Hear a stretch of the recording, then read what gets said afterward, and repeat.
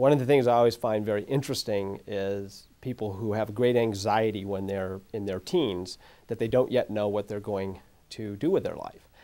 But actually, very few people know what they're going to do with their life when they're 17, 18, 19, 20 years old. In fact, if you look back at a lot of people who ended up with a very interesting trajectory, someone like Harry Truman, one of our great presidents, he didn't know he was going to end up in politics. He certainly didn't know what he was going to be doing when he was in his teens. And that's true for a lot of people. It was certainly true for me. If you would have asked me when I was 17 years old whether I'd be doing what I'm doing today, there's no way I would have come up with this even on a list of 100 possibilities.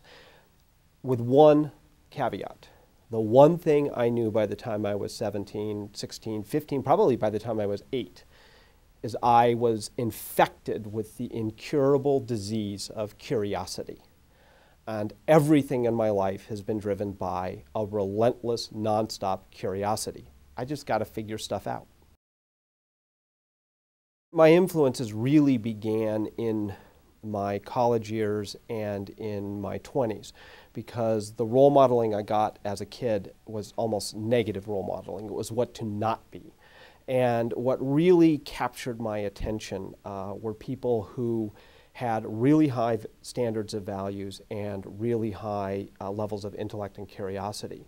And so it was generally great teachers and great professors. I had a wonderful professor when I was in college, my freshman year, named John Goheen. And I'll never forget this moment when I spouted off something about Hegel in a philosophy seminar.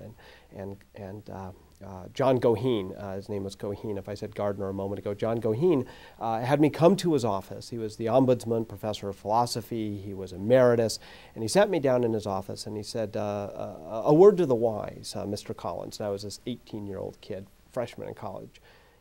One ought not to speak about what one does not know, and then shuffled me out of his office. And I guess probably I've been really blessed by mentors starting at about that age who always would smack me upside the head whenever I would get off track, whenever I needed a bit of correction, and I listened to those people.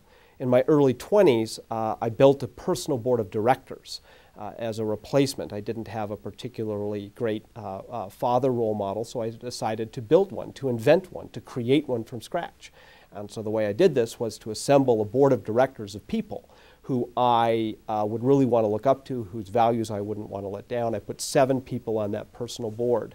And then that personal board of directors was the mechanism that I used as a way to guide myself through life, combined with reading a lot of biographies.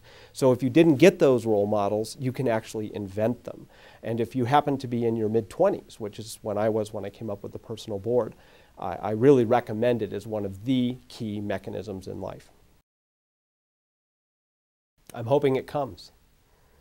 I mean, it is one of the really interesting things about feeling successful. My own sense is that people who are successful largely don't feel successful.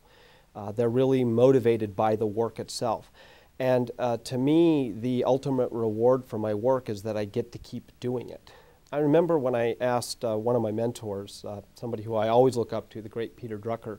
He was 86 years young at the time. He had reset the whole field. He's the most significant figure in the field of management for 100 years. And I asked Peter Drucker at his age, 86 at that time, which of your 26 books are you most proud of? And he said, the next one. And he never felt that he got it right, even at 86 years old, and he wrote 10 more books.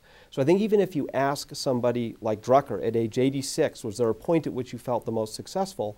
The response is no, I'm more interested in what I haven't done, what I haven't created, what comes next. I'm always a work in progress trying to create something that I will be ultimately really happy with. And if you're a creative, curious person, that day will never come. It's interesting to wrestle with the question of when you've struggled the most, because in a creative process, in a research process, in an intellectual process, which is what we engage in, the whole kind of point is to find the struggle. And it's when you don't know the answers, where you live in lots of data and you're trying to make sense of things. I remember when Jerry Porras and I were really, really struggling to get the ideas in Built to Last to come clear. And there's this point of great creative angst where you feel you're never going to see what the data ultimately is going to lead to. And you struggle and you try to create. And then I remember taking a whole bunch of slips of paper and putting all kinds of data notes on them and taking a gigantic table and laying out on the table all of these little slips of paper and trying to find ultimately the pattern that they represented. And eventually they began to separate into two sides. These seem to belong on this side of the table. Those seem to belong on that side of the table. And eventually they sorted to the two sides. And out of that came the insight about great enterprises preserve something that is deeply core and at the same time are always stimulating progress and change and moving forward. And it's the tension between those two that makes something great. Well, that struggle lasted for a year of just trying to make sense. And the interesting thing about it is that if you're engaged in that kind of work, you're always in a struggle. And if it's not a struggle, you're really not pushing yourself. So the question of when I've struggled the most is I hope it's tomorrow.